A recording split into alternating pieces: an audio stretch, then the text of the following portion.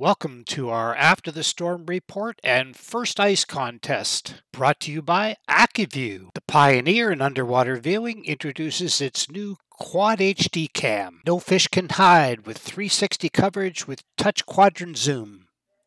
After almost perfect ice-making weekend, followed up by a huge snowstorm that left about a foot of snow on most of Lake Simcoe, thought we'd go back and check out Lefroy and several other locations. The weekend added about 3 inches of perfect black ice, but whenever you make that much ice that fast, it's going to do a little bit of damage. There's spider cracks all over the lake and a few good pressure cracks. So I tested the ice in a few locations, including Lefroy. Hi, I'm John Whyte. It is January the 19th after the storm. We are in Lefroy, and we're testing the ice for the First Ice Contest, and we're going to check around some other places to see how much damage the storm did. There's a good 8 inches plus of snow on the ice here, and it's very heavy right now. It's getting compacted. It's beautiful out right now, 2 degrees, and going down to 20 degrees tonight. So big changes. So we know that we've got more than the amount of ice that we need for the first ice contest, which is 4 inches of blue ice. And so we're going to drill here, and depending on how much ice we got, we're going to backdate it. So I'll drill a hole. I'm here with Jack Hayward of the Blue Ice Report, and we'll see what we got here.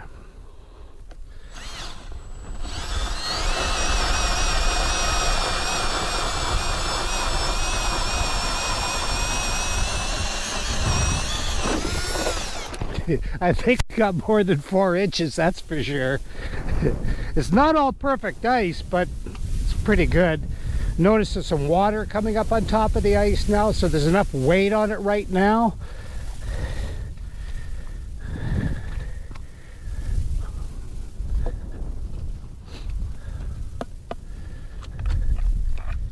Of course I forgot a scoop.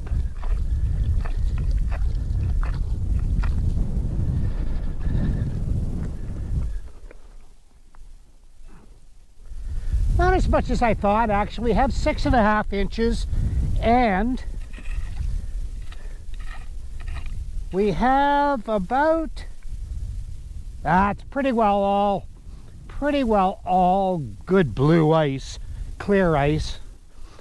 And that means that, so 6 3/4. So we're going to backdate this. Now we know that we had minus 25 overnight on Saturday, Sunday, Friday night and Saturday and Sunday. So we know how much ice we made since the last time we were here, which is a week ago. And the ice that we have now is much better. There was a big pressure crack here, and there is one now, which we'll show you in a little bit with the drone. It's actually further out than the original crack that we had. So we had a big crack that came almost right where we are, a little bit inside, and it's all healed up, and now we've got another one. You know, when you make that much ice that fast, something has to give. So there's lots of spider cracks all over the place, some big heaving cracks, some at the shorelines getting a little wet.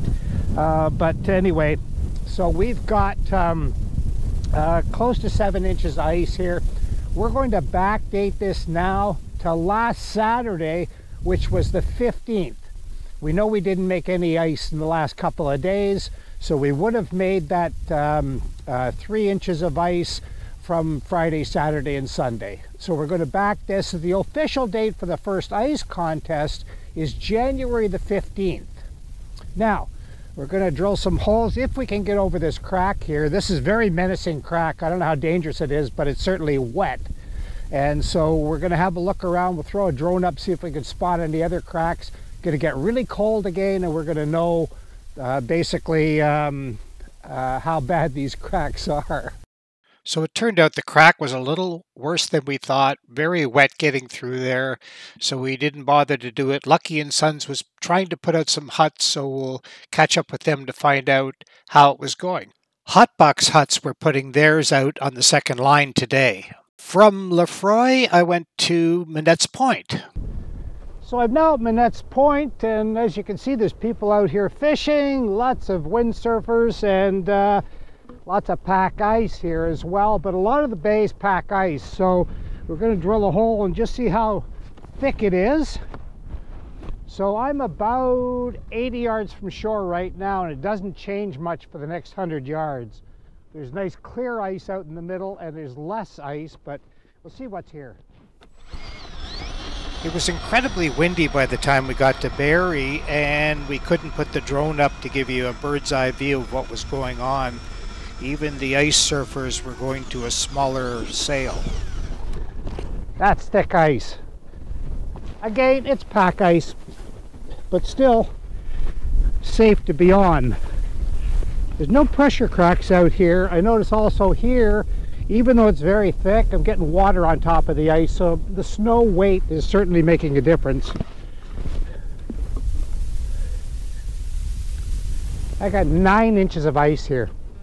So if you're just fishing perch, or even if you want to get out to the ledge here and fish for trout and whitefish, certainly this is a pretty good spot right now. And of course there's parking in the park here. You got to pay for it, but it's there.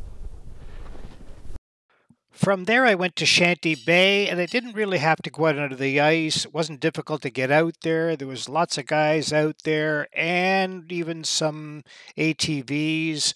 I got some reports from the people that were out there, and one said there was 6 inches of ice, and the other said there was 7, and it was good quality.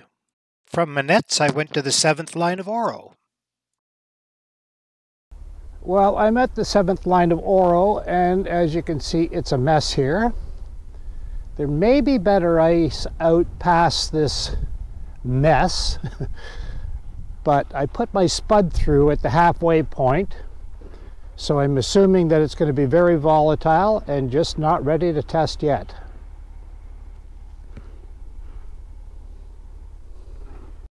From the 7th line, I went to the 9th Line of Oro to see if that was any better. The 9th line was almost as bad as the 7th line to actually get out to any soft ice, but there's a great big wet patch, maybe open water that goes for about 1 kilometer, and it's just not ready for travel at all. So that concluded our testing for the day, and it's going to get really cold for the next few days, so I hope that we're going to have a lot better ice by the weekend and a little less snow, but we're supposed to get snow too. Stay safe out there.